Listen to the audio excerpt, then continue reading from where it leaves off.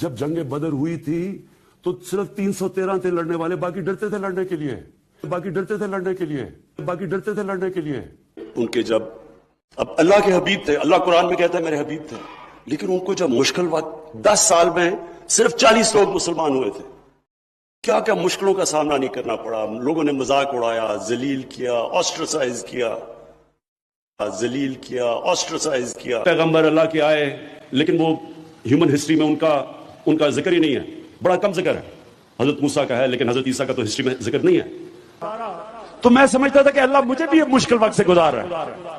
میری تیاری کروا رہا ہے، جس طرح اس نے نبی کی تیاری کروائی، میری تیاری کروا رہا ہے جس طرح اس نے نبی کی تیاری کروائی۔ ایک میرا کوئی ایمان نہیں تھا اللہ میں، میرا کوئی ایمان نہیں تھا اللہ میں، میرا کوئی ایمان نہیں تھا اللہ میں۔ میں جس طرح مسلمان ہوتے ہیں، جمعے کی نماز پڑھ لی تو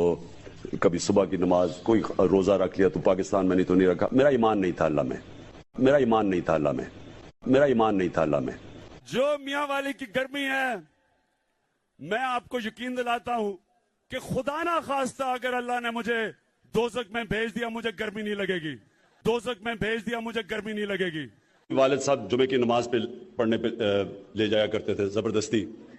ان کی عزت کرتا تھا اس لیے میں چلا جاتا تھا، اور پھر عید کی نماز،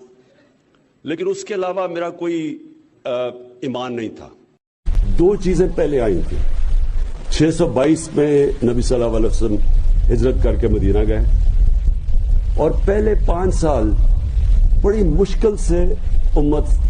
مشکلوں کا سامنا کرنا پڑا، سروائیو کیا، کوئی خوشحالی نہیں تھی۔ نبوت حضرت محمد رسول اللہ صلی اللہ علیہ وسلم رسول اللہ صلی اللہ علیہ وسلم بحیثیت خاتم النبیین، بحیثیت خاتم النبیون،